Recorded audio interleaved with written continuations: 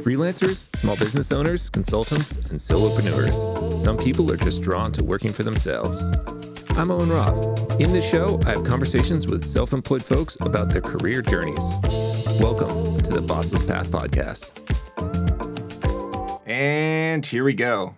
Today I'm joined by Adrienne Fritze, Creativepreneur and Co-Conspirator at Conundrum House in Corvallis, Oregon. Adrienne, thanks for being here. You are most welcome. So tell us about Conundrum House. It's a play space. It's an immersive play space. And what that means is we've looked at all the different ways that we used to play. We call it analog play rather than on your devices, to bring people together in ways that remind us of what it was like to play as a child. So we start with board games, things like that people are familiar with, and then we immerse them in other experiences. So we actually have immersion rooms. We do have one that's a missing bunny case, which turns out it's also our hardest case. A missing bunny. A missing bunny. It's a classroom bunny. Uh-huh. Right, so this is geared toward children, school-age elementary, and the bunny goes missing. And so the job of the team is to figure out where the bunny is. But it actually is a very complex case. Uh-huh. And it includes interviews, all kinds of stuff, not just the props and the things that you decipher, but transcripts of interviews, and you're doing timing things. And I mean, it's just incredibly wonderful way to engage not just your mind, but your math skills or learning directions, or if the sun is coming up or it's going down, how does that affect, say, shadows, which can be an indicator. I mean, it's just really interesting how the publishers and creators of these cold cases have developed them. And each publisher or creator has a very different way of presenting the evidence that you're going through. And so that's an immersion room. Okay. And so it's kind of like an escape room, but we don't lock you in and we don't time you. Okay. You have as much time as you need to solve the case. Yeah. And then we also do live action role playing mysteries. So as you can tell, I really love murder mysteries. And I wanted to bring people into the Agatha Christie world or Dashiell Hammett, or just stories, adult stories, to bring adults back into this way that we used to play when we were kids, role playing, where you know the car is coming at you and all of a sudden you're the knight with your sword and you're gonna slay that dragon and save whoever, right? Right. That came so naturally when we were young. And so our whole concept is, let's just bring play back into our everyday. Let's bring it to business. Let's do team building with these games. Let's create experiences that bring us back to life and remind us that life is an experiment, right? You don't have to do everything right, but you can learn how to do things that make sense. Sure. In the long run. And then our other commitment is that when people interact with us, because we don't just have a physical location, Conundrum House, we do off-site events. We've done global events online during COVID, where we were using all of these tools, these gamified puzzle kinds of tools and storytelling to help communities that were in shutdown all over the world do things they needed to do, like do fundraising, but do it in a way they've never done it before through a mystery story. Yeah. You offer both experiences that you and your partner design, both online and in person, right? And then you also have other people, other companies' experiences there. And then you have, I know board games is the technical term, tabletop games, right? That's the technical term. Yeah. I'm just trying to get an encapsulation of like everything that you do and offer. So if we were going to map it out and take a little journey, the place that we start is with the tabletop games, because most people know Clue or Myst or, pick a game, right? There's different levels of gameplay and whatnot. So people know that. And I'll just be very frank. We use that as a way of drawing people in. We have a play all day pass. It's very inexpensive, $5. You can come and go all day long in our game space, play any game you want, including the immersion rooms. Those are not separate. We don't charge separately for those. We did that deliberately because we love the other game stores, but they weren't serving families per se, family experiences, or students who really can't afford to buy an $80 board game. You know, so we developed a rental program that also serves as our play all day experience. And so the rental program, it's very affordable. It's $60 a year, and every month our members for a week take home a game or a collection of smaller games that they can play during that week. Yeah. And they can extend it by paying a little more money and, you know, all of that stuff. We did that for two reasons. Again, we're looking at the general game playing audience, and many of them are young families, or many of them are college students, or perhaps it's a young couple who is a young professional couple, but they're not necessarily going to invest $200 in a game and expansions and all of that stuff. Yeah. So, and remember, our purview is that the world is at play. That is our job. And so we wanted this entry into trying different kinds of games, because when you buy games, you tend to stick with what you... Right. This way, you can sample all of this stuff, or your family that has differing tastes, you all can play at whatever you want. Plus, we make sure we have games that all ages can play together joyfully. Yeah. And then the immersive experiences are incredible. I mean, it's just, you know, that. So we're trying to kind of bring them up, right? So when you do the play all day, you get your first immersive experience with the Durla Coke room. And it's, you know, you don't have to spend a lot of money. You don't have to buy a $55 ticket or whatever it is that we're charging for our ticketed events. But then you hear about our real LARPs, the live action role playing. And then the right people always come to those things. And so when we're producing a mystery, we're doing The End of Time. It's THYME right now. We've done that game, dozens of times. Never the same. Never, ever the same. The story is the same. The outcome's the same. It's never the same because you have individuals interpreting their characters and bringing that to this scenario. And it's always surprising and shocking and wonderful to learn what we forgot to put in or what they're putting in, you know, and just let that be. Yeah. But their insights into how the game works, it's just incredible watching humans at play. Yeah. That's one of your ticketed events where people are... Or you can just purchase the game.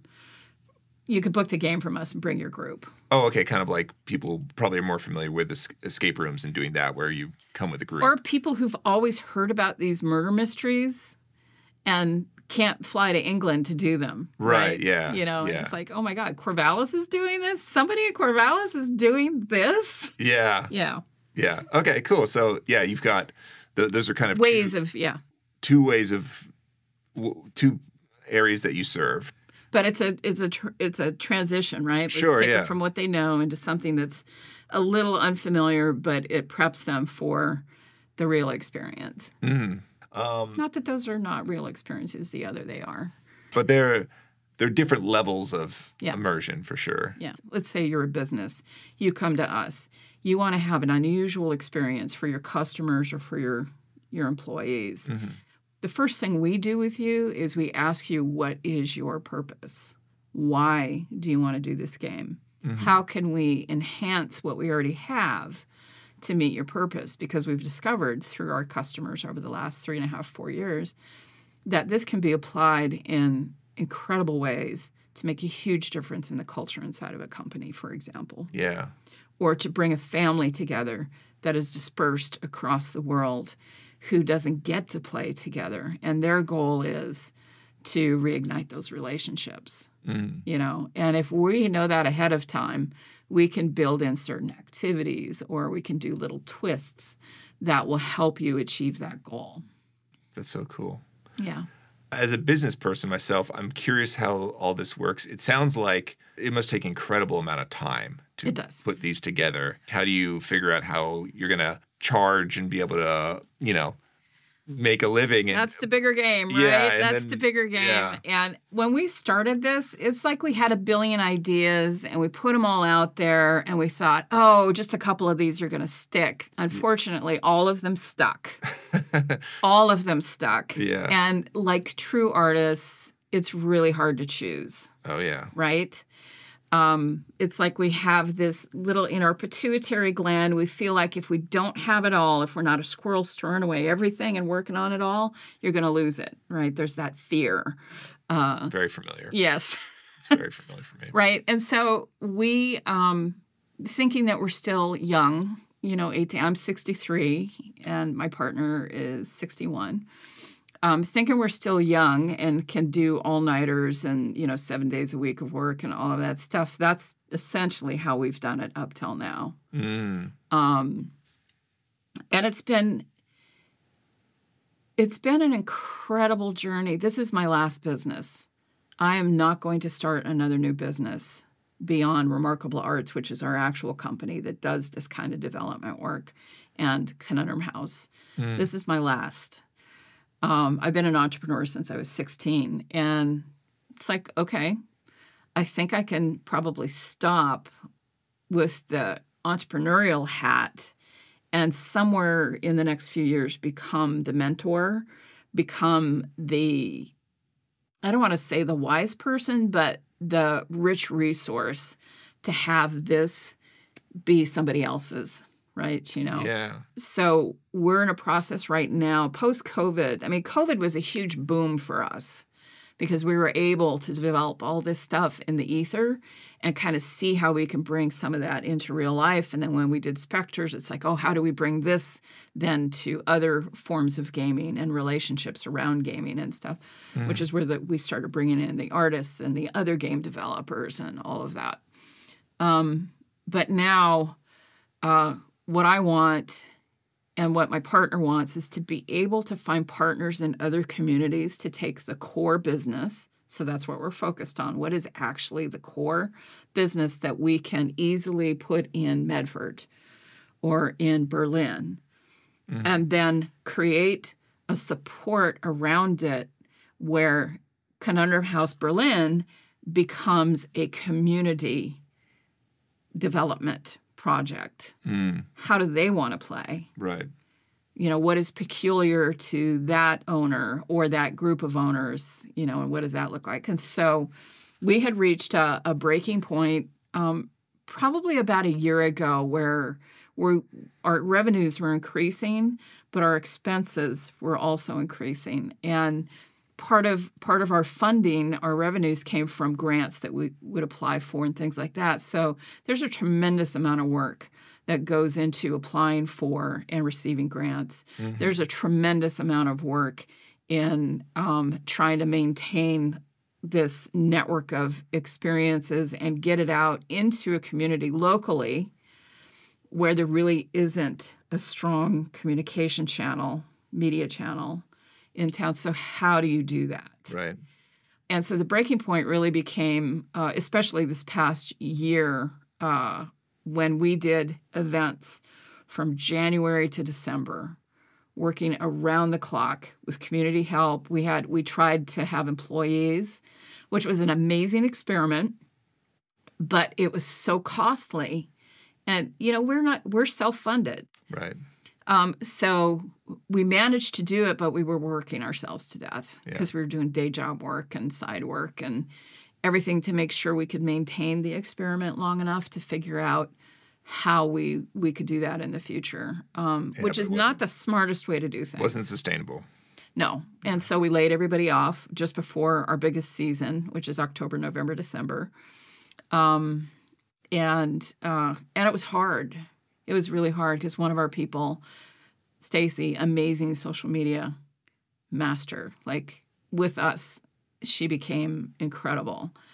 And so that's kind of languishing right now. And we had part-timers in the store who were so playful that they created games while they were at the store, they would create little games all over the place and do their own thing, because that's one of our goals, is that people feel free to do stuff like that. They were incredible employees, but we just couldn't maintain it. Right. And then we were reminded, it was an experiment, so we let everybody go. And then it fell to Mark and I. Well, this last season was the busiest season. We had developed an 80-person cold case mystery for a client, which is, we love creating, but it takes something, as you said. So we were doing that. We are, the end of time, we were being booked pretty regularly for that event. So there's everything that goes into creating the props and the booklets and the dossiers. And so there's that whole production cycle that takes a lot. Then you get it out there. Then there's a support cycle. And then there's the actual game itself. And we produce everything in-house. We don't send it out to a print shop or anything like that. We do all the work ourselves. Okay. And then we did events like the marketplace. That was a huge effort, getting a bunch of creatives together and organizing all of that, getting the messaging out, learning how to work together, all of that. So that was a big piece. And my health, I'm diabetic. So all of this, not sleeping, the stress levels of all of this, et cetera, finally took its toll. And after our big last event, the second creator workshop, my body quit. It was hard to have that happen, but it was also a blessing. In that two things happened. One, I stopped for the first time in almost 50 years of entrepreneurialism. I stopped and paid attention to this. Yeah. Which I don't like doing. I don't. I'd rather focus out here. Right. I'd rather contribute there. But I learned how to do it here, or I'm learning to. We'll say that. Mm. So I was out for 4 weeks, and I'm key to the organization because I'm the one who's there all the time. Right. So that was a little wake-up call for the entire community. Like, Adrienne's not in the store. She's not at the computer. She's not accessible. Yeah. So we all had a moment to stop and figure out, how are we going to do this? And so we created a customer advisory board with our most rabid players. And oh my gosh, they are amazing. They're amazing. What's coming out of it is an understanding for Mark and myself that there's a community that really needs what we do. Mm-hmm. Really loves it, wants to participate, wants to do not just like financially support it, but they want to play the characters in the offsites. Yeah. They want to create games that they've been thinking about for a really long time, but didn't know how to develop. Mm-hmm. They want to bring this to their school. The other thing that's come out of it is they told us what to do to get through this short-term bump in the road, which is really around cash flow and revenue. So they asked us to set up a patron page. So we're in the process of that.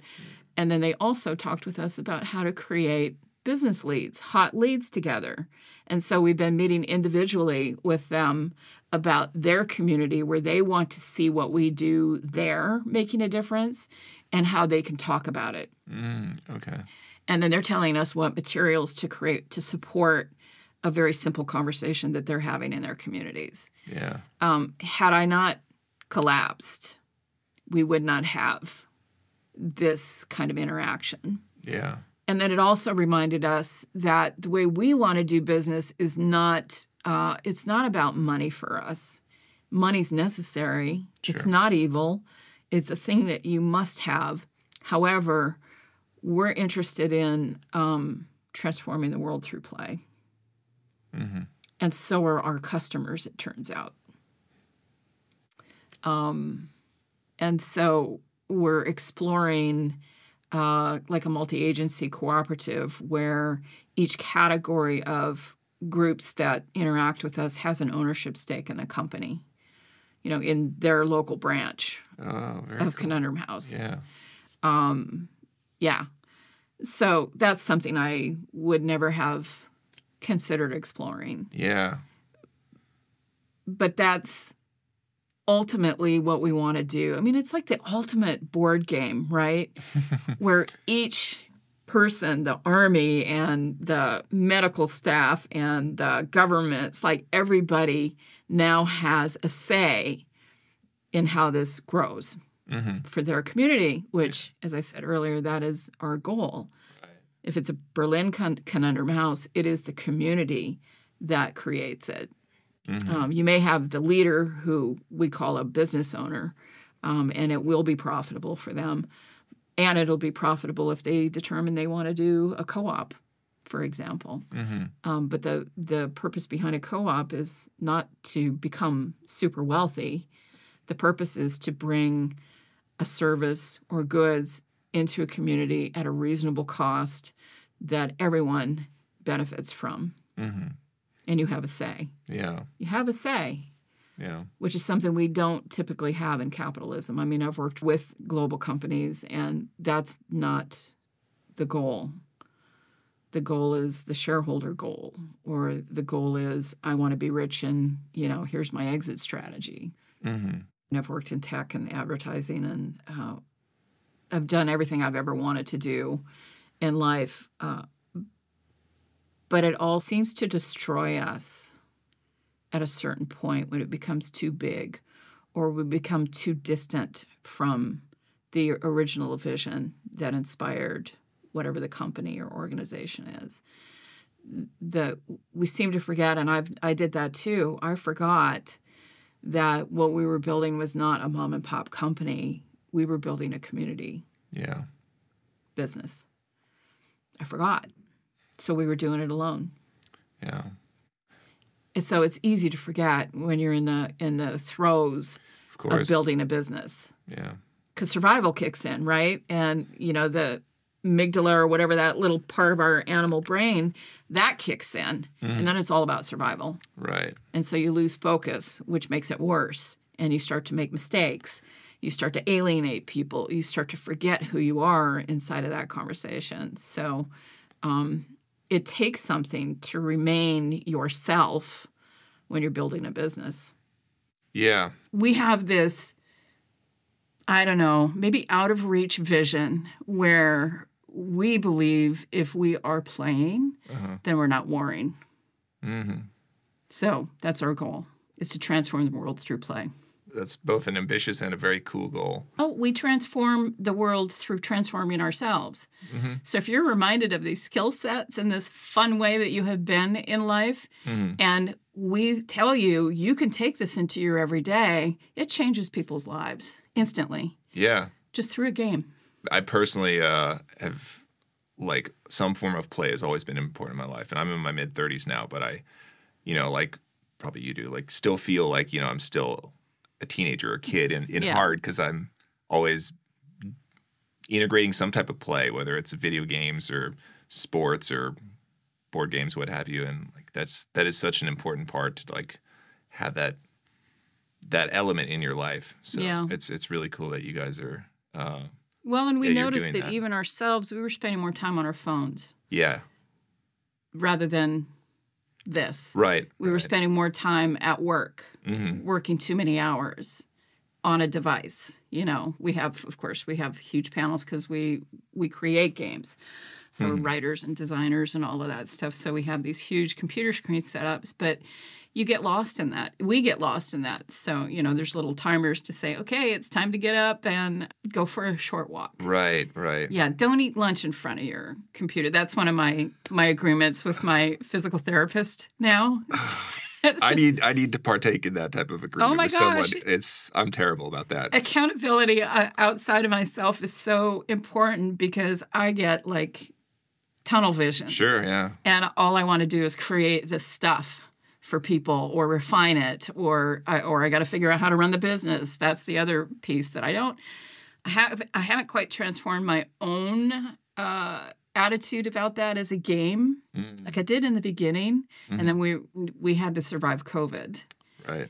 So I forgot, for a while. I got really depressed because we had just opened before COVID, and we didn't have a big space, but the space was big enough that it was attracting people, and they were playing in our store, and then all of a sudden we had to shut down. Yeah. Because we're that space, right? We're an event space. Yeah, physical entertainment like that. Yeah. So, I mean, it was like instantaneous. And I was depressed for a couple months.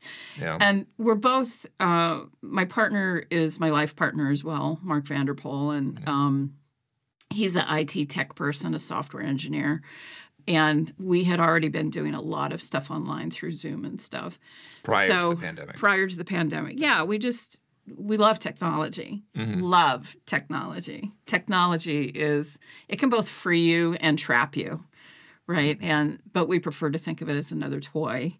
And so we play with technology. So I don't remember if it was him or myself, but one of us woke up one day and it's like, we just can't be unhappy anymore. Yeah. Let's figure out how to do the murder mysteries online. Let's figure out how we can bring just like little card games or tabletop games to a community so they can blow off steam during this time, because we work with a lot of nonprofits. And the stress levels during COVID for those workers, we focus on children and families. Yeah. We just want to lift them up. Yeah. Right? So we work with organizations that work with families and children. But those workers were suffering at a much higher level during that time, stress level, because they could not do their work directly with their clients. And so nonprofits were suffering internally, their people. And we worked with them to figure out how we can leverage Zoom and create games so they could blow off steam, literally. Yeah. Become somebody else for a day. That's cool that you guys were figuring that out, and then the unfortunate, pandemic happened. But you already kind of had that brewing, it sounds like. Well, we didn't actually. Oh, you didn't? Oh, you just. Our whole goal was to get people away from their devices, right? Sure, okay. And so all of a sudden, it's like, all right, it's a good thing we have expertise with devices. Right. How do we bring a sense of in-person play online? And that's what we discovered how to do. We also discovered that storytelling around historical subjects is important. And because a lot of nonprofits, they have a history that nobody knows about. Yeah. Or we worked with a school in Berlin, Germany, that had purchased this property. So their campus originally had been a Nazi research facility. Radio waves, communications, which obviously it's not just communication, but how do you control your bombing and all of that stuff. Yeah. So it started out as a Nazi research facility. When obviously after the war was shut down, but it was purchased by the Communist Party. It was a communist leadership school. People like Fidel Castro went to the school. Oh, okay. So, I mean, this is like a big deal. So we go from Nazism to communism. And the Nazis had done some extraordinary artwork to display to their workers about what they were doing, the science, the art behind it, things like that with mosaics. The communists covered up all of that stuff. So all of that was hidden away from the world for a while. And then, of course, the Communist Party let go of the property, and it sat vacant for decades. And then the international school needed a campus. Well, this property, of course, was devalued. Nobody wanted to touch it. It's like when somebody is murdered in a home, it's hard to sell the home. This property was hard to sell, of course, given its history. Yeah. But, tenacious educators, they're like, we'll leverage this. We'll leverage this history, and we're going to bring international students here, which would not have been the legacy of certainly the first users of that property. Of course, yeah. And so we were able, and then the school started uncovering those mosaics. And the story, like that whole story, and there's underground tunnels where they did a lot of the radio research and stuff. They started uncovering all of these things in this space, and they're like, how do we, I mean, it's horrifying who put it here, but this is important history. So how do we talk about this campus that we've purchased that we're now, on? And so we were approached to help them revive their biggest fundraising event, which is an art. Kids produce the art, and professional artists donated art to raise money for the school. Very cool. They came to us to tell a story, and turn it into an online game so everyone can participate. And then we found out about the history, and the students in that school were digging into that history. They were digging in because it was interesting to them. Yeah. Like here we are. We've got students from Africa, America, South America, like from all over, many cultures, many different skin colors, all of these kids really representing a higher value in the world. So they wanted to tell a story. And so we worked with them. They told the story. They did all the research. They brought the research to us. We put it together as a game because that's what we do. We're game designers.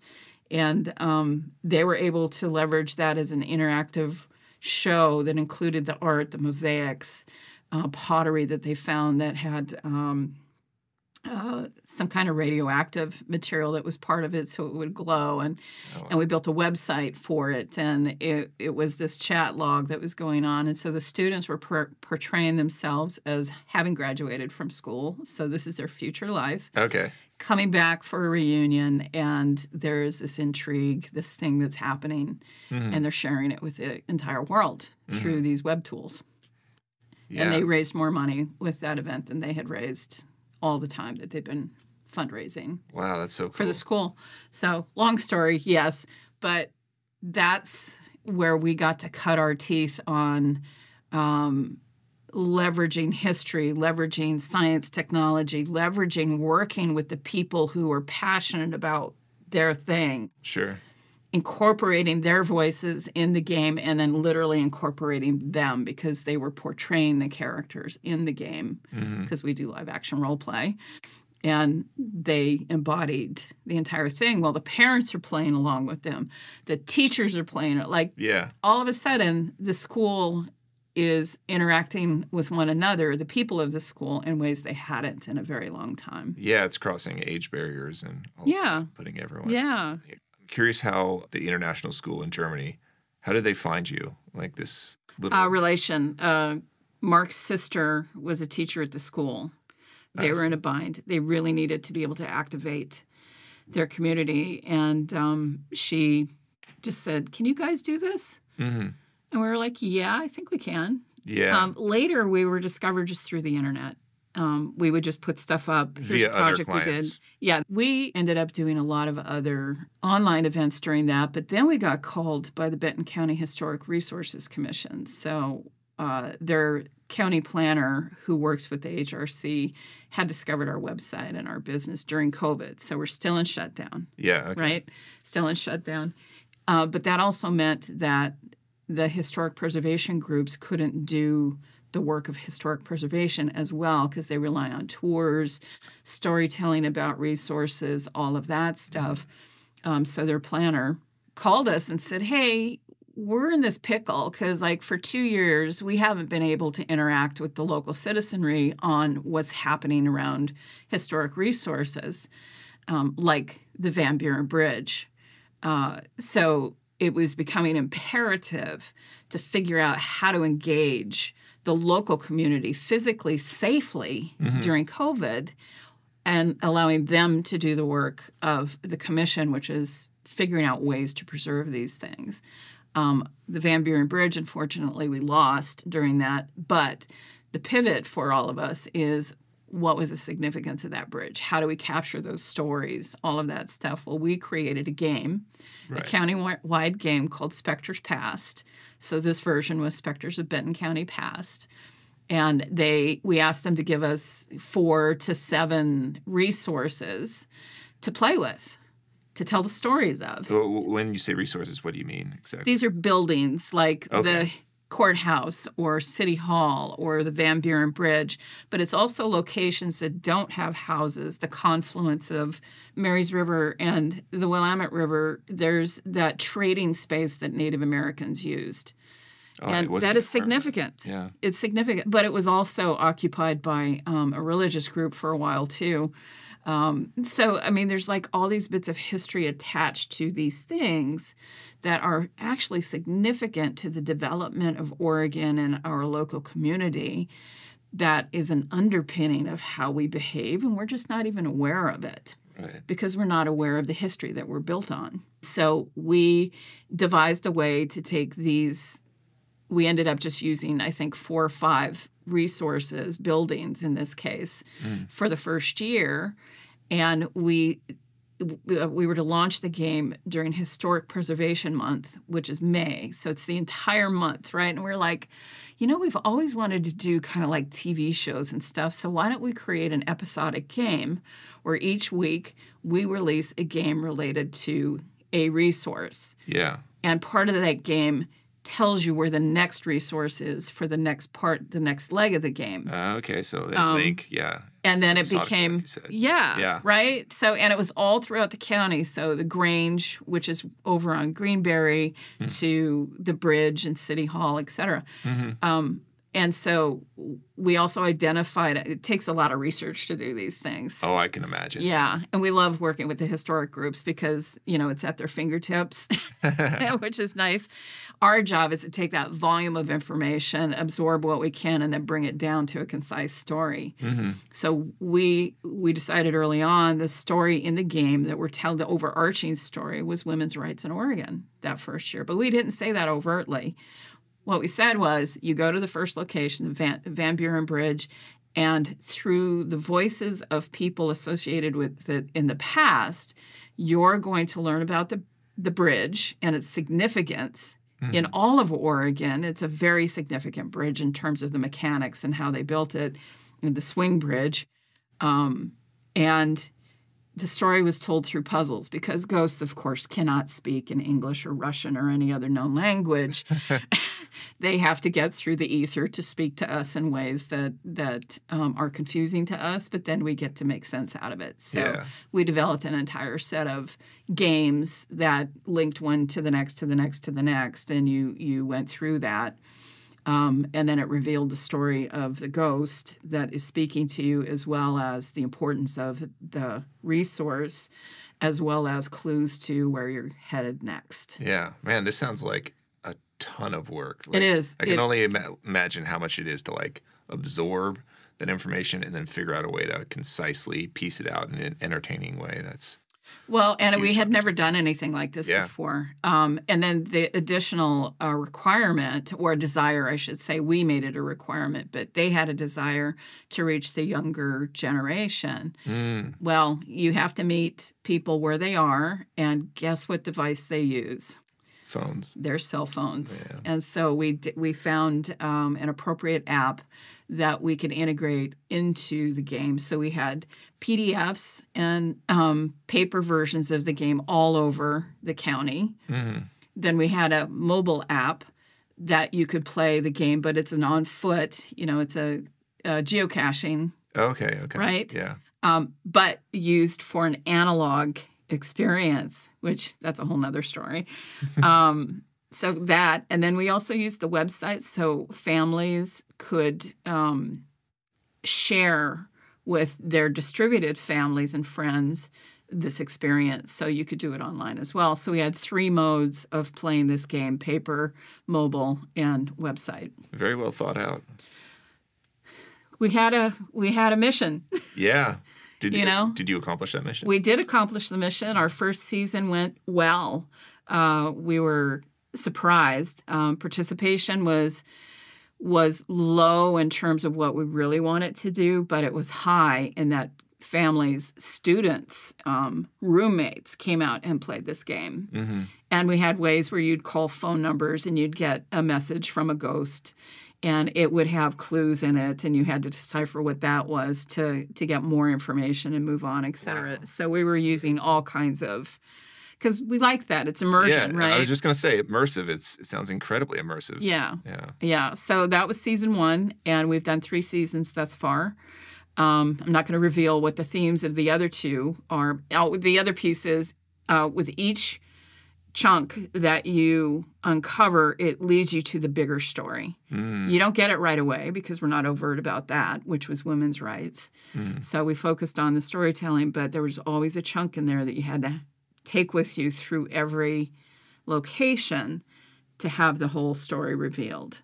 And so, again, we're taking social issues that are important to the development of the communities in our county, and, giving them voice. Yeah. In a really playful and imaginative and challenging way. Yeah. This is incredibly cool to hear about. Yeah, just both what you're doing and everything that's involved, everything that you have to do to get there. And you're very thoughtful about the whole process. It sounds like you're thinking about your audience. Yeah. You're thinking about the message. Yeah. And you're thinking about making it entertaining as well. And that's a lot of variables to take in and then deliver on. It was, but we're both complicated puzzle creator and take apart people in our own ways. I mean, he's a technologist. I'm an artist, a visual artist, and a storyteller, a writer. Because of my past, I grew up in, let's say, a not ideal home life. And for me, the psychology behind what was happening in my life and happening directly to me out there of the people who were doing the things became really important. By the time I was 12 years old, I really understood that if I can help you change your behavior through how you think or how you interact, if you really get the consequences of your behavior, by me being willing to tell you what that is as a child, that's going to make a difference for you, I hope. Right? Doesn't always happen. Sure. But if you don't start the conversation as the person who's on the receiving end, the conversation will never happen. So that was the first thing. By the time I was 12, I was really clear that had to happen. Yeah. The second thing was I saw, because I had experienced personal abuse, both as an individual, from an individual, but also I was taken hostage with my family at Wounded Knee in 73. Wow. And so, I was an observant child. I was very quiet. My job was to stay out of everybody's way, make sure that I wasn't catchable and things like that.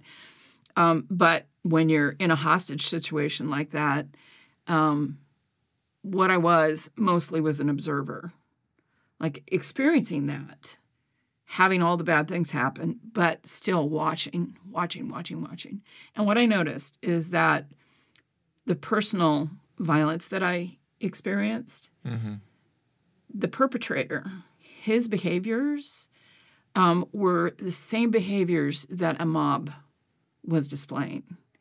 And it was so bizarre to see a group of humans who had started out with what I thought was a noble cause, Native American rights, but watching them as a group excuse themselves in their behavior and doing the things that they did, it was so bizarre to see the parallel behaviors that was exactly like the individual that I had dealt with most of my life up till then.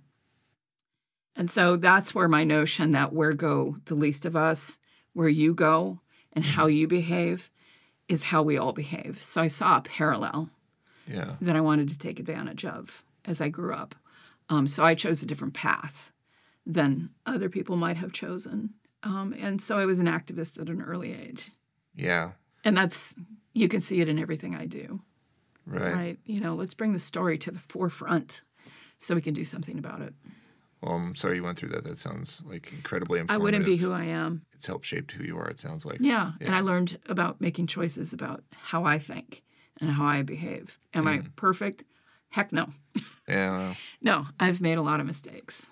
Sure, but everyone Yeah, everyone does. And it hasn't stopped me, Mm-hmm. which is, I think, key. Yeah. You just don't want to be stopped by the mistakes that you make. Right. You know, if there's any message, don't let it stop you. Yeah. Fess up to it, own it, move on. Mm-hmm. Yeah, so. Well, it sounds like those unfortunate events that you've mentioned in your life, which at the time are clearly unfortunate, but have helped you, you know, in the bigger picture, moved you in the directions that you needed to go. Yeah. I do want to touch on how you got here. Mm-hmm. If you could take us back and maybe lay out the path of how you got to today. Let's see if I can do this in a succinct way. Sure. For me, my home life was horrible, and I really needed to escape it. I needed to find an excuse to not have to be at home. My abuser was my father. And so it was like, how can I do it in a way that's kind of acceptable to him? Because in our family, if you didn't become a scientist or an engineer or a doctor, you were not worthy. I was an artist. I got accepted into art school. I wanted to go to art school. Well, my dad said he would disown me. So I'm like, and I was 16 when I graduated. And it was like, what am I going to do that will satisfy him enough, but also satisfy me? And that's when I became an entrepreneur, because I could be creative in building a business. And I started my first business with a couple of friends of mine. It was called Total Creations Design and Wall Graphics, because we were artists. And we went around town painting. Back then, it was those institutional stripes that everybody wanted. So we got hired to do the striping that led you through an apartment building.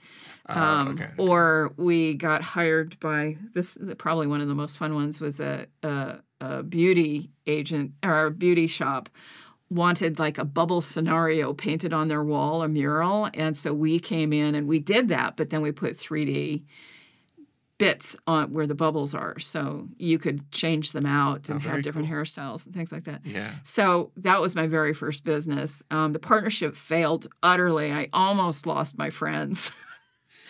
But business with partners, whether friends or romantic or it's challenging, tricky. Right? It can be tricky, yeah. Yeah.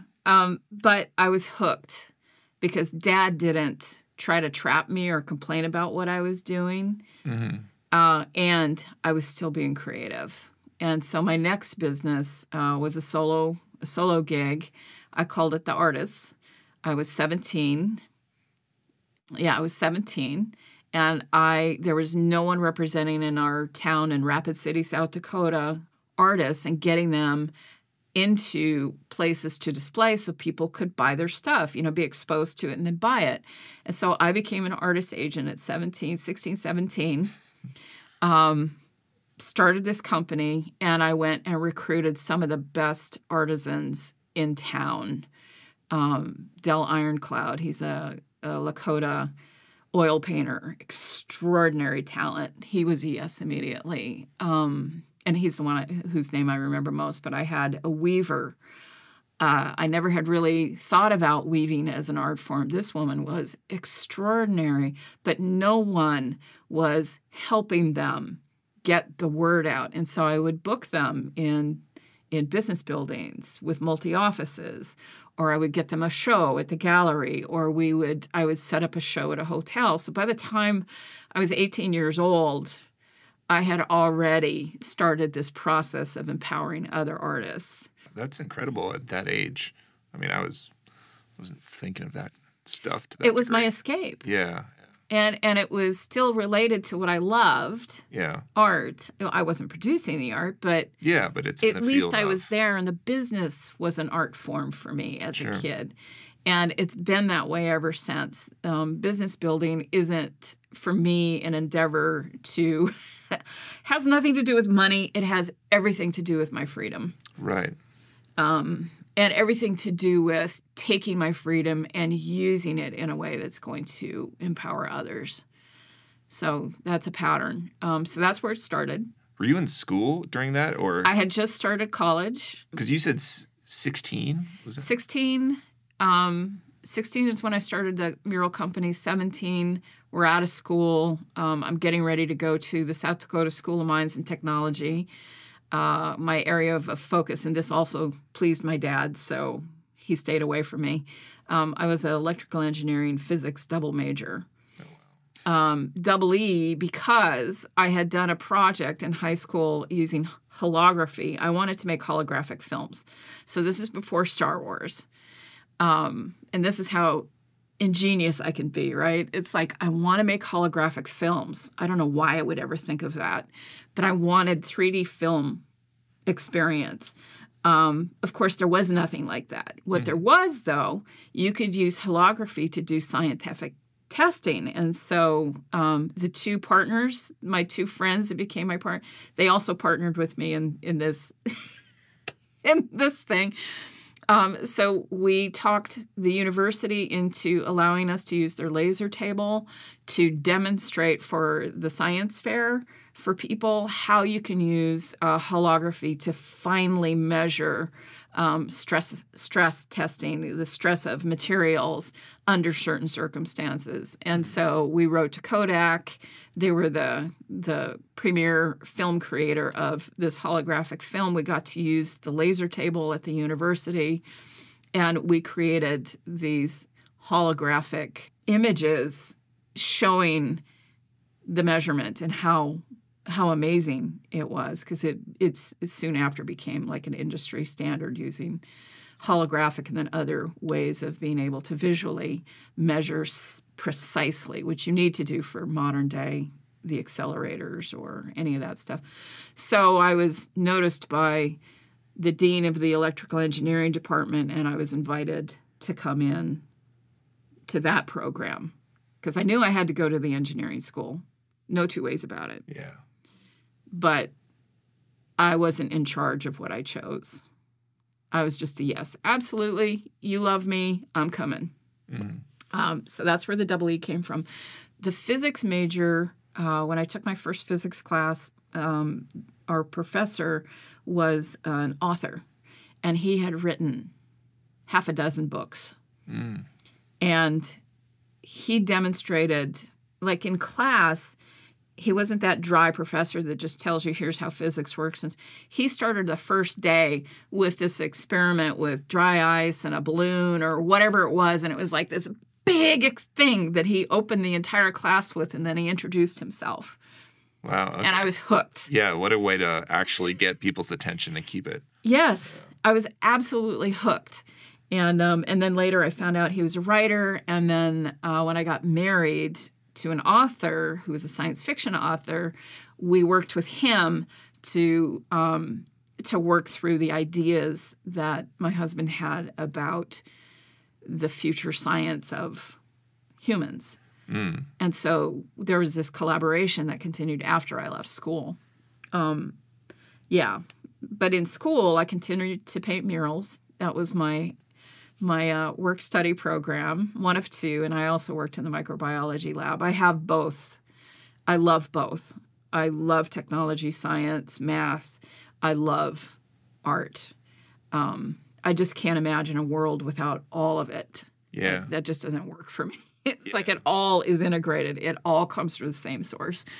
Well, there's a lot of overlap because they're both like problem solving in a different way. The science stuff is very like black and white problem solving, and the creative side. Well, until you get into theoretical physics. Okay, and then, sorry, I'm like, not familiar with that. So yeah, and then you get into imaginary math and all of this other stuff. Also appealing, but at a certain point, I really couldn't do it anymore. Right. Yeah. Okay. It just was beyond me. And I was painting murals, and I worked in a graphic design shop off campus, and then I'd work in the microbiology lab. So, you can see the trend of my life, right? Yeah, it's pretty clear. Pretty much just working around the clock, always doing things that I've loved, doing things that I needed to survive.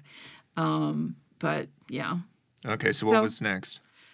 I left school. I finally stood up to my father, and I was a senior, and I was like, this is not me. This is not my life. I'm going to go do my life. And somewhere in there, I had a series of art or creativity-based businesses, but eventually somewhere in there I got married. So 26, married, we're going overseas. we had discovered murder mysteries to bookcase games. I was already thinking about how can I enrich that so it satisfies me deeply. And I married the author, who is also an Air Force instructor pilot. Were you going overseas because of military? The Air Force, yeah. Okay, military. Yeah. And I was pregnant, so I had to figure out something to do. And we lived off base. We were not going to live on base. I love immersing myself in culture. And so we lived off base, and nobody around me spoke English. I didn't speak any Japanese. I was a gym rat at that time, so we set up an outdoor weightlifting thing for me. And I'm, like pregnant, 7 months pregnant, out on our visible patio, visible from the street, weightlifting. I was the weird American woman. Yeah. Nobody would approach me, so I had to do something, and that's when I started writing the first mystery, which we're still doing, The End of Time, which has gone through several evolutions. Oh, wow. So I created that first one. I got involved with, I started a company called Takoro Publishing, which meant home publishing, and my neighbor next door finally came over, Tamari-san, and I had just had the baby, so I think she felt safe, like I wasn't out doing weightlifting or anything. I was there tending to the baby, and my husband was off on assignment, and so she introduced herself by, this was really scary, by saying, baby. I let her hold my daughter, and she turned around and walked away. I was terrified. What? Terrified, right? And so I quickly get dressed, quicker than I ever have before, because I'm not going to go out of my bathroom. She walked out the door. She turned around and walked out the door, and she was going next door. I was right behind her, almost right behind her. And you don't speak any Japanese. And she no Japanese. She spoke no English other than baby, right? I go into her house, and a table is laid out with food from end to end. And her adult daughter, who was my age, was there. And she became my best friend, this family. Wow. So this was a, ceremony that they were... I don't think it was a ceremony. They couldn't figure out any other way to introduce themselves to me. And so we did. From that day forward, we spent every day that we were in Okinawa for the next 3+ years together. Eventually, she became our cook. I did a magazine called Ryuka Quarterly. It was an English language magazine that told the stories of the Okinawans from the Okinawans' perspective. And so she did our food column. And I had a staff. So we had a photographer and writers, mostly women. It was from our Writers Guild. And so I was doing the mysteries. And then we started publishing the magazine the last year that we were on island. And that Okinawan community, as a result of stealing my baby, that erupted around it, they became the source for all of our incredible stories. Wow. It's probably quite a surprise if someone had told you that when she walked out of your house with your baby. Yeah, because, there's horror stories, right? Everybody's like, you got to be careful because they take white kids, right? And they do whatever, and they sell them into slavery or whatever. Like all these horrible stories, which are so untrue. But what an extraordinary way of breaking through that language barrier and also that social, who I was as a woman was not who women were on that island. Yeah. They were subject to their husband. They were subject to the jobs that they got and things like that. It was 20 years prior in the States. This was probably 87, and we were just kind of trying to become more holistic over here in this country, and they were not quite there. But the women wanted to be that way. Mm-hmm. And so in partnering with us, I think, with the magazine, they got to have their voice. Mm-hmm. I mean, she was a master dancer, the traditional Okinawan dance, and they took us to weddings, and not for the magazine, just because we were family now. Gotcha. So we were part of the dragon boat team for the small town that they came from, and all of this stuff, right? And our daughter, of course, was the princess who got to do all these amazing things while she was growing up there, for 3.5 years until we moved back to the States. But that was my second business, and then I was hooked on publishing. I'd always wanted to publish something. Yeah. But that gave me a sense of how we might be able to, in the States, become a game publisher. Yeah. And is that what happened next? Well, so before we left, so I had the magazine, but before that I had started the mysteries. Mm-hmm. So I would be hired by families or the Wives Club or whatever to write mysteries because somebody talked about me. And so I got to do these amazing stories. And then that staff that was working on the magazine with me, many of them helped me write. And some of them just took projects and did it on their own. We created a whole series of mysteries, murder mysteries, at-home play with the concept of it has to be immersive. You've got to do the dossiers. And, it was a very simple form, the precursor to what we do now with all the prop building and things. It's really intricate now, but then it was still intricate. It was like, how do you tell a story about 10 people in depth? Get them to play those roles and give them a scenario through which they have to work to a successful conclusion in the space of 2.5, 3 hours. Mm-hmm. So we came back to the States. Stuff happened. The magazine went away. But the mysteries stayed with me. And then eventually we moved to Astoria, Oregon, which was my husband's hometown. And in Astoria, they have the Flavel House. And we approached the Historical Society about doing our 1920s juke joint mystery at the Flavel House. What is the Flavel House? I'm not familiar. Flavel House is a Victorian home that was built by Colonel Flavel, who established Astoria, Oregon, as the port, the West Coast port. That was the ambition of Astoria. And they were very wealthy. And Flavel House is one of 2 remaining houses that he and his family built. And this one, beautiful Victorian, beautiful painted lady. Mm. But it was pristine because the Historical Society had preserved, the rooms and all that stuff. But they opened it up to us.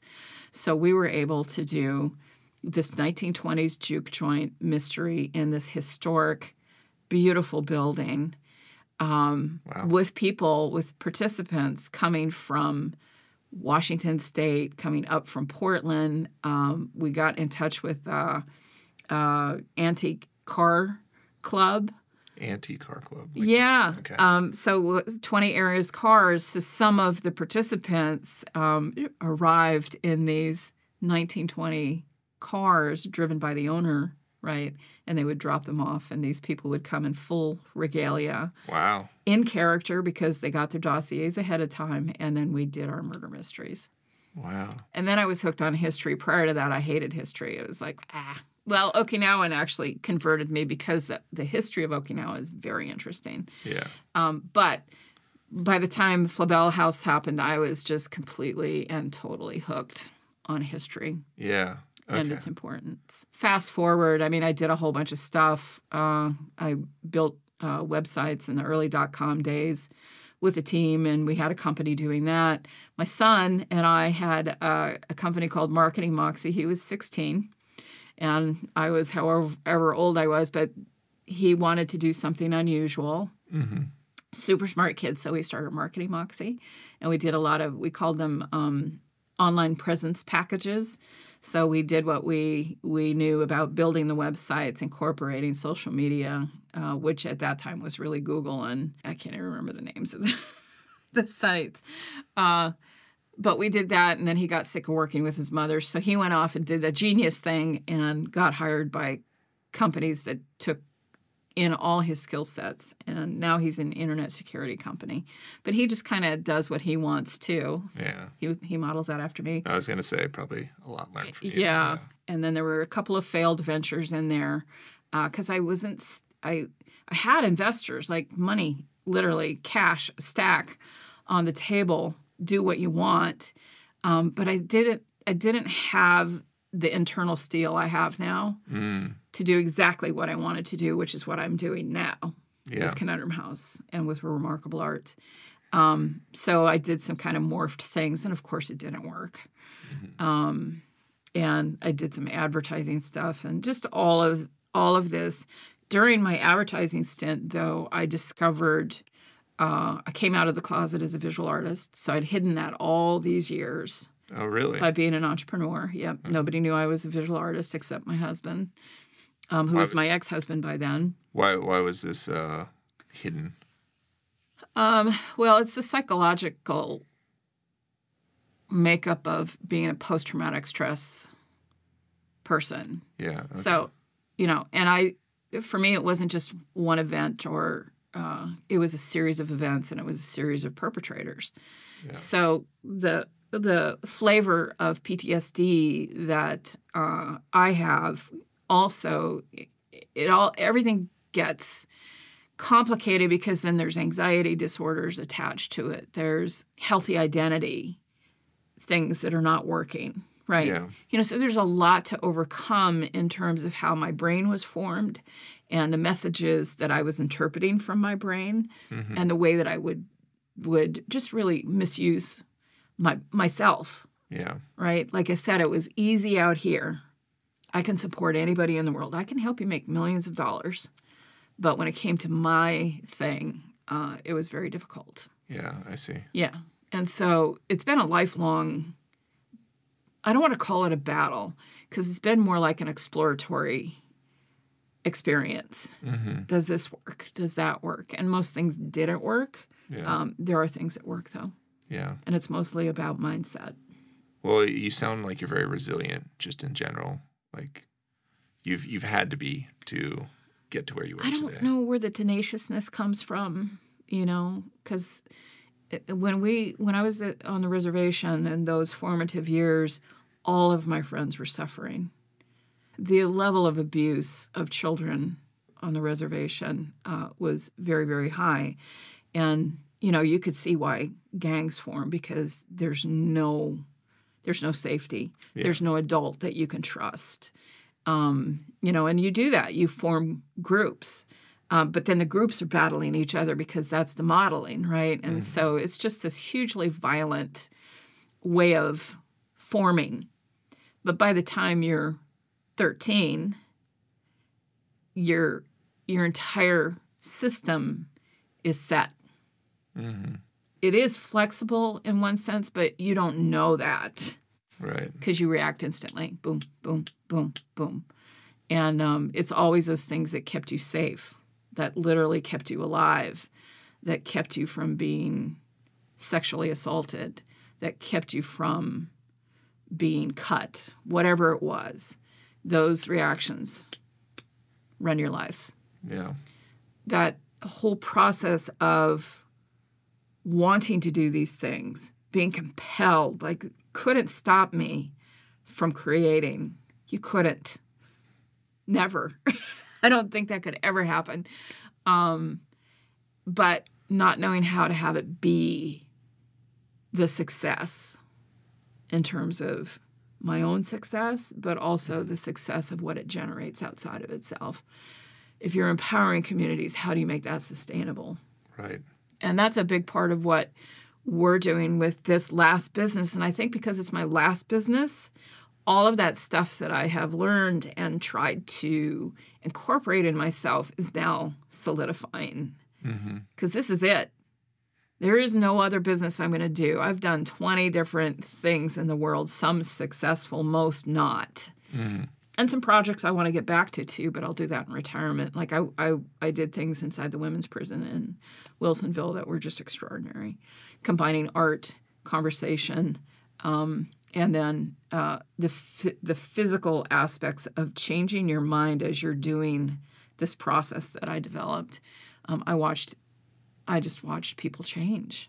Is that the Coffee Creek? Yeah. Prison? Yeah. One of the other podcast guests, my first one, he's making a short film with the butterfly program that they have there. Yeah. This was called Empty and Meaningless, the Box Project. Oh, okay. And the concept was that inside of us, there's infinite possibility, but we're bounded by the sides of our box. And so with the Box Project, we took people first from meeting them where they are. So let's talk about the trauma that you want to work on with this box, and we do that through relationships. So pick a relationship. That's what this box is going to be about. And then we have worksheets. They go through and get everything out of their head and put it on paper because it's important to get it out of your head. So that was the first step. The second step then was, okay, here's the box that you're going to be working with. This side is all of that, everything that you said in those worksheets. This side is how you want the relationship to be, the very opposite side. The other four sides, and you do a collage or painting or whatever it is you want to do to represent those two perspectives. And then the rest is left to your inner self to decorate the other four sides. And amazing. Amazing what happened out of that. And it was just a pilot project. When I first went in, I had 4 participants. I had to get over my own fear around prison. Eventually, Dad, I turned him in, and he served time in prison. And so prison to me was like scary, right? Yeah. And here I am, I'm going in voluntarily, right? You know, the first gate is like, oh, this is real.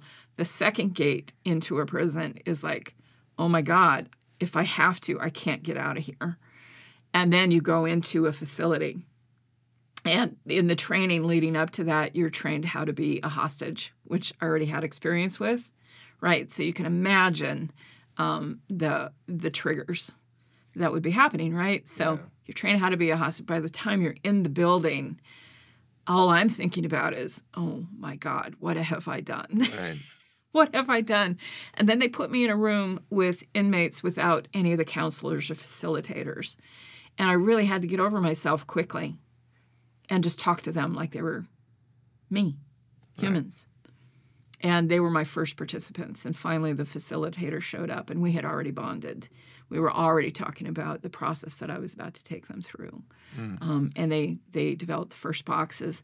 They went back into the population, told them their experience, and I got a call. Can we extend the pilot? We have another 12 women who'd like to do your event. Yeah. And I'm like, sure, I'll come back out. And then it was, can you do anything else? Right? Are there other artistic things that we can use to expand this? So by the time I'd gotten to my 3rd workshop out there, almost all of the mental health staff was participating from the side to watch this process and watch these women own their lives. Because the transformation that happens is not what you would expect. It's internalized. They are doing it. It's their story. And they start to see things that they wouldn't otherwise see. And so you would see, by the end, I had my last workshop had 30 or 40 participants. The early inmates were my support staff. So they were there working with this new group of inmates. And then we had the actual support staff, the psychologists and whatnot, in case there was a psychotic break or something like that. But they were also learning, right? So this room is filled with people. And I remember standing at the front of the space with the board that I used to explain the first exercise, which is the worksheets. And then everybody was separate. You know, they got their materials, and it was like, these are my materials. Right? Yeah, of course. By the time we got to the artistic portion, they were sharing. They were sharing materials. They had that's freedom to participate with each other. that they didn't think they had when they first came in there. Yeah. And then there comes a point in the process where you literally can see an energy wave go right across the room as they realize they're not alone. They may be incarcerated, but they have an opportunity to change their minds and their viewpoint. There's a freedom that shows up, and you can palpably see that happen. So very powerful. I ended up being there for almost 2 years. Yeah. In a pilot program. Yeah. And I want to bring that back. Yeah. Well, it sounds like that'll have to be after. It's going to be a retirement thing, right? Yeah. So I could just go do it and not worry about the business trappings of it. Right. Well, it's nice to have something that's so fulfilling to look forward to after, this chapter is done. Yeah. Thank you for sharing all that. Man, I've just taken you all over the place. No, this is really powerful and fascinating to hear. You've had quite the life in all your experiences. Yeah, it's really. And I've done everything I've ever wanted to do. Yeah. Publishing, web development, working with communities. Yeah, now I'm back to the thing that I really love, which are the murder mysteries, and doing the LARPing and bringing that to life in a new way. And yeah. Well, your passion for that is so clear. Like you're so exuberant about what you're doing now. Yeah, so it's gamification of life, like forgetting that it's a game in the first place. Like for me, it's you can see hard lessons along the way. Right. You want to be a kid? Forget it. Ain't going to happen, but you can't suppress that desire no matter what. Mm-hmm. That's my opinion, but I've seen it. I've talked to Holocaust survivors. The kid inside is always there. Everything you've shared is like, it speaks that you're the embodiment of that. Having that child playful resilience and letting that shine through no matter what events happen in your life. So it's really cool to hear. I'm very grateful that you're willing to share that and be vulnerable. So thank you so much. Yeah. Do you have any advice for anyone who's considering a bossless path, this path of self-employment? You've had a lot of experience yourself. Yeah. Being a business owner, just a business owner without thinking of yourself as an entrepreneur is hard in that most of us want freedom. And we think that freedom comes from self-employment. You're not free in that sense because you are beholden to your customers or your clients. So my first bit of advice is recognize that when you start a business, it is not for you. It's always for your clients and your customer base. It doesn't mean that the personal you isn't part of it, but what you're expecting, most people expect, and I've been a mentor for decades now, that's the first thing we talk about is let's talk about your expectations, and then let's explore what is likely going to be happening. And then let's distill from your expectations the things that you most want to be, because that being, recognizing that who you want to be is the thing to hang on to. If you want to be playful in life, it's not usually what you say when you start a business, right? If you want to be someone who transforms the world through conversation, that's not normally what you talk about when you are in a business startup class or something like that. So get it all out on the table. Every expectation you have, do that first. And even do what I had my workshop participants, write it out on a sheet of paper. And then get to the nitty-gritty of why you want that freedom. What is driving that desire? And let's take that apart first. And then reformat it in such a way that you can wake up with that every single morning to do the things that you will not want to do. Like for me, it's bookkeeping and accounting and, all that stuff. Yeah. But I know that I'm up to have the world transform through play and creativity. So it keeps me going. Yeah. So that's the first thing. Second thing is be very selective in who you talk to and talk to them. It could be your pastor. It could be your best friend who is living a life that he or she loves.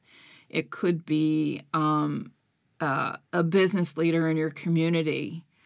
Go find them, introduce yourself, and have conversations with them about your business, and be frank and open about what you don't know, and let them guide you. Really critical. I mean, I didn't do any of that stuff. I was a kid. Sure. Right? So for me, it was the Lone Ranger. I'll just figure this out, and I'll read as many books as I need to, because the internet was not a big thing back then. You can do all that for sure, but always have that sounding board of someone that you trust, someone who emulates what or exudes and is already doing the thing that you want to emulate. Make that person your best friend. Yeah. In the business. Sure. Yeah. So those two things, I think, getting real about what you're about to do, and then finding someone that you really resonate with and that you admire, and make them your friend. That's great advice. Very powerful advice. It's amazing to me how often I've done many of these interviews now, and how frequently I hear new pieces of advice. You know, I thought I'd be like, oh, everyone's going to say similar things, but I mean, no one said anything quite like what you just said. So thank you for sharing that. Business is personal. It is. Yes. Yes. And it's not about you, the business owner. As you stated. Yeah. Which unfortunately is true in my experience. Well, so, yeah. Again, it's like flipping that story. It's not about you doesn't mean it's not about you. Right. Yeah. It's getting to that core, that thing that drives you, that you can wake up with every morning, that's going to get you through the hard times. Yeah. Yeah. Well, thank you for the advice. You're welcome. I think it'll be very powerful for other people to hear as well as myself. No, thank you. Yeah.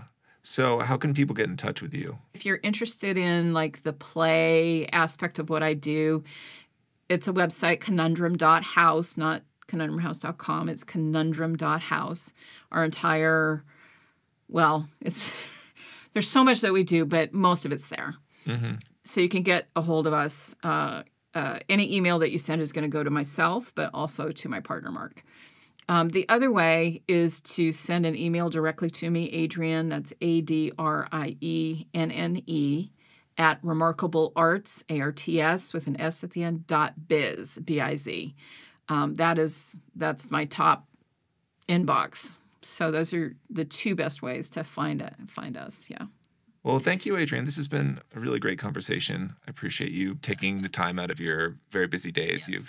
You've outlined what it is to be a small business owner. So yeah. I appreciate that, and just sharing. So I appreciate that you are having these conversations. They're important. Yeah. Well, I'll let you go, but thank you very much. And there you go. This has been a really fun conversation with Adrienne. If you want to hear more conversations like it, or other conversations that aren't quite like it, then please follow and subscribe to the podcast. Until then, this has been the Bossless Path. Catch you next time.